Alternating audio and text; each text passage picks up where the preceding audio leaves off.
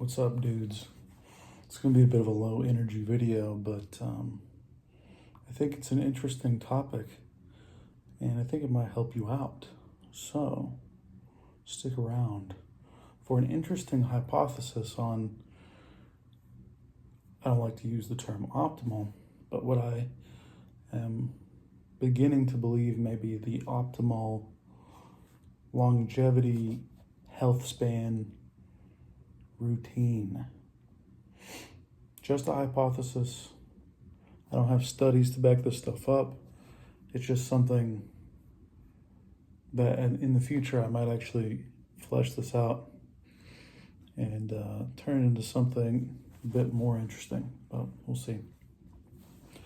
First of all, longevity and health span are two different things. I think longevity is just absolute number of years lived, not taking into account quality of life. I would say health span is number of quality years of life. This is a Peter Attia term, and I tend to be sympathetic to the Attia view on health span in general, but I think he has some sort of strange focuses and biases. I have some strange biases myself. So here's my perspective on it. Recently, I have extremely increased my level of activity while simultaneously increasing my calories and seriously focusing much less on what exactly I'm eating and just focusing more on macros and making sure I just get proper nutrition, but not perfect diet. And I feel incredible and I have extremely high performance. My waist is shrinking. I'm eating 4,000 calories a day and I'm maintaining weight. And I've never had an issue putting weight on in my life. It's actually been my primary problem. And people always said to be healthier and to have better body composition, you've got to focus on diet first. You've got insulin sensitivity. It's from your diet. You're eating too much of this or that. Eat more broccoli. One quick tip to shed belly fat. None of that worked. A diet first approach never worked, but a training first approach certainly has worked so far. And I don't have biomarkers. I will be getting bloods in December, and I guarantee you my markers have improved. I don't have concrete evidence. I'm just going off feel here, but I think that's probably good enough. A training first approach and a diet that fuels my training has worked better than anything else has in the past. So focusing on training to bring up all athletic capacities, or at least maintain them, seems to have worked very well. I'm rambling here. Let me get to the point. The hypothesis, this is probably the title of the video, is that the optimal health span diet is simply the diet that optimizes long-term athletic performance, which is vague term. What is athletic performance? This is the part that's a bit customizable, but I think there's certain athletic capabilities that can be generally agreed upon. And there's just, think of a hexagon, right? Different athletes have different hexagons. If you've seen one of those, where you've got like one node is strength, one node is speed, one is endurance, stuff like that. And different athletes have different hexagons, right? I think great athletes have wider hexagons than most people, but also generally taller in some direction. So you've got a big base of athletic capability across the board, plus one that's probably much bigger than the others, or possibly could just be big. Basically, think of the area of your hexagon as your athletic capability. You want to increase that area as big as possible. That's what I call athletic capability.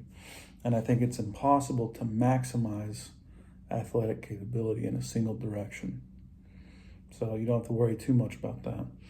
I don't think you can become the best speed athlete without also having some level of strength and some level of endurance. Same goes for any way around. The hypothesis is the optimal health span diet and training routine is that which maximizes athletic performance. And like I said, think of that performance in your mind as simply expanding the area of your hexagon. Those capabilities might vary from person to person, but there's a few that are agreed upon, I would say, that I've mentioned before. Endurance, strength, you can call it speed, or power is probably what you want to call it. You could say resilience. Resilience probably goes into mobility, flexibility. You could even put recovery in that bucket. Those four plus skill, which is not really athletic performance, that's more athletic skill. Those four might be good enough, right?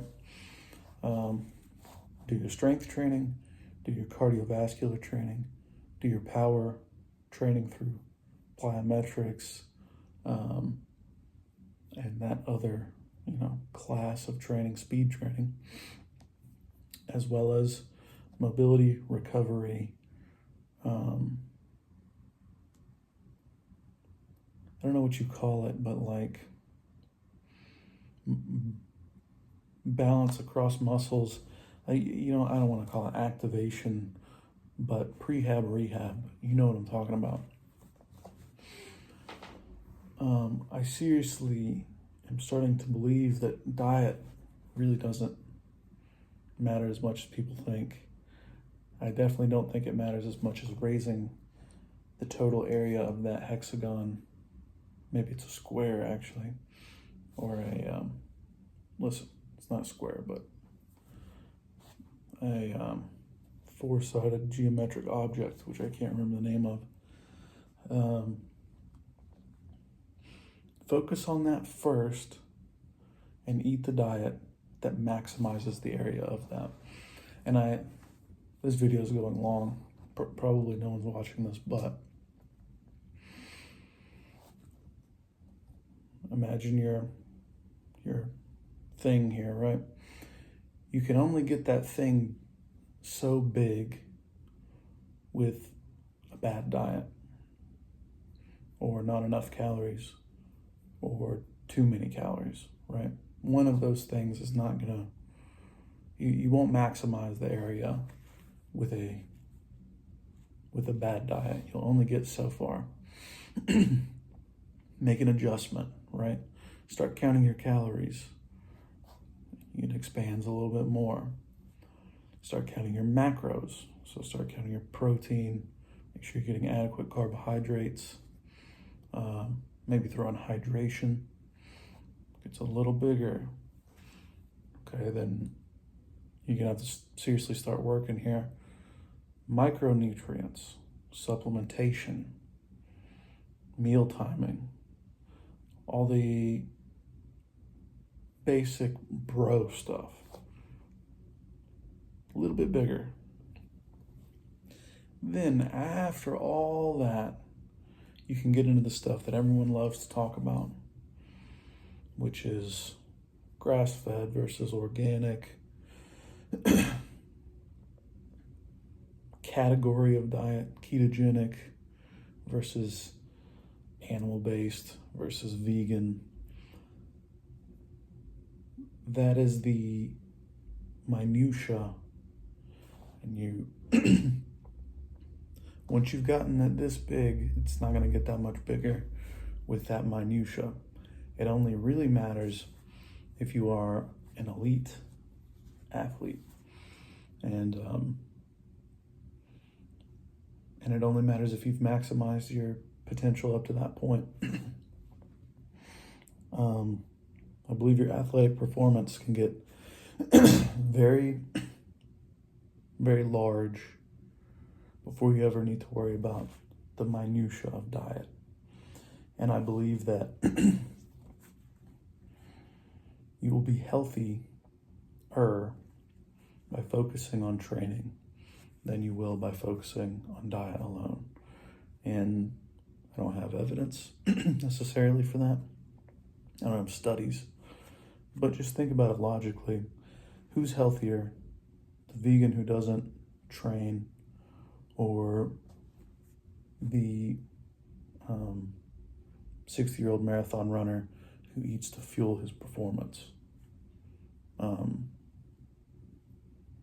think you probably know the answer. So that was a long video. If you made it through, leave a like, subscribe, and comment. Maybe one day people will watch these. We'll see. Peace out, boys. Bye.